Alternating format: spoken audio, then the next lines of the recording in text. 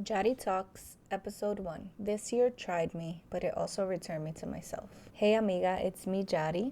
Welcome to the very first episode of Jarii Talks. If you're here, I thank you all because this season of my life, it's been loud, it's been quiet, it's been soft. And honestly, this is the first time in a long time that I felt ready to talk about it. And yes, I've shared bits and pieces here and there. And if you follow me on my social medias, then you probably have an idea of what's been going on, but not enough because I've been going through it, girl. So today we're gonna start with a life update, and it's not the cute kind, it's the kind that's real. This year didn't tap me on the shoulder, it literally body slammed me. I started off the year feeling so empowered, feeling aligned, feeling like I had the greatest action plan to reach all my goals that I had for the year. And I was just so ready. I was so ready. And early January, things just felt like I wasn't only ready, but the manifestations were coming. But little did I know that also in January, I would be having a car accident that changed everything. But it also was the wake-up call that sat me down and made me look inward, sat me down and made me realize that I couldn't just keep pushing through. So this January, I had what I thought was a minor accident. Thankfully, I was able to walk away. I was alone in the car, so no one else was hurt. The car took most of the hit, thankfully. And yes, I did feel the aches and the immediate headaches, but again, there was no scabs, there was no real bruising, there was no wounds, but the back pain was there. And 6 months later, the brain injury was still there. And those symptoms that I didn't even have the words for were there. And suddenly, I just couldn't push through anymore. My body said, siéntate. Literally. My nervous system said, girl, we can't keep doing this. And I had to listen, even if I didn't want to. While recovering from that, I found out that my endometriosis was back. And not only was it back, it came back stronger. I currently have stage 4 endometriosis. Yes, stage 4.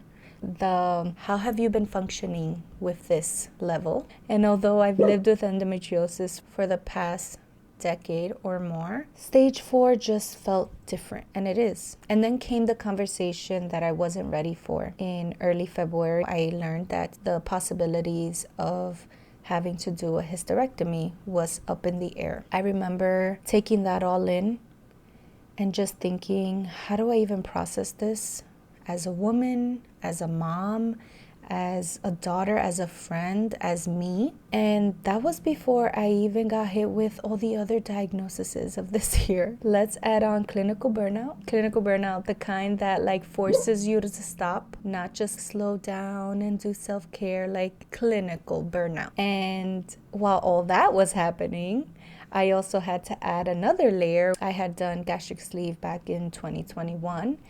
And the side effects were side affecting, and things were not feeling good for many years. Did I mention that my daughter doesn't sleep well for the past 3 years? And sleep deprivation has literally taken over my life. So all that to say is that my body was literally screaming for help in so many directions.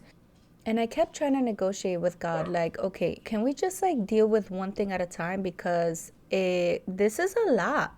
And this is only March or April of the year. But no, this year came to me as a bundle of a lot of things.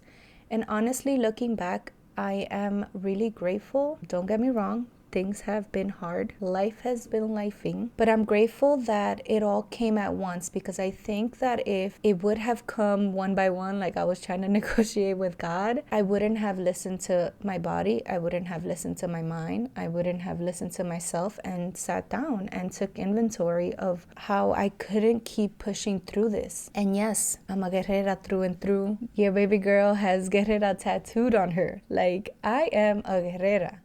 Pero sometimes guerreras need to sit down and take inventory and decide, how can you be a guerrera? Strategize. Not only are you a guerrera, but how are we going to continue to be a guerrera? Because looking at how my body was handling everything, It was a clear sign that I was headed straight to crashing and burning.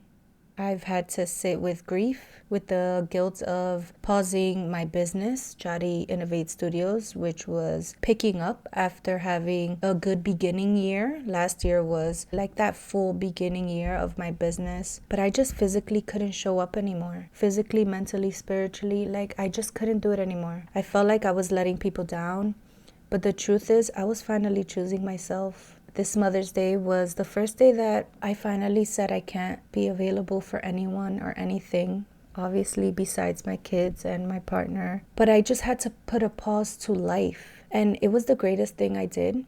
It was scary and it was new. I'm not used to pausing on life. I'm not used to not being there for other people. I'm not used to not being there for my family. I'm used to not being there for myself.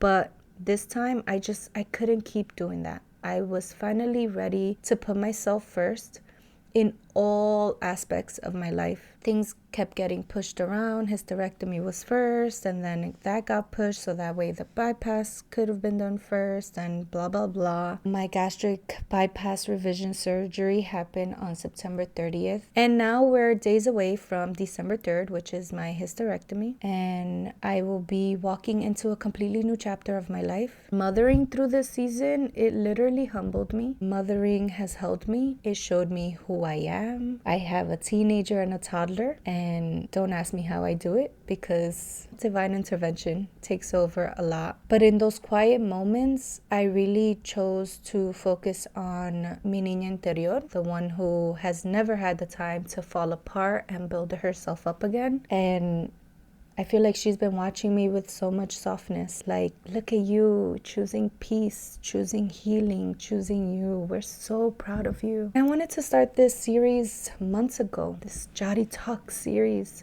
But honestly, I didn't have the energy to be seen. I didn't have the energy to speak. I'm literally living one day at a time. Then it hit me. I don't want to wait until I'm healed enough, whatever that means, to talk. I don't want to wait until I have a clean messaging or the lesson behind it. So where have I been?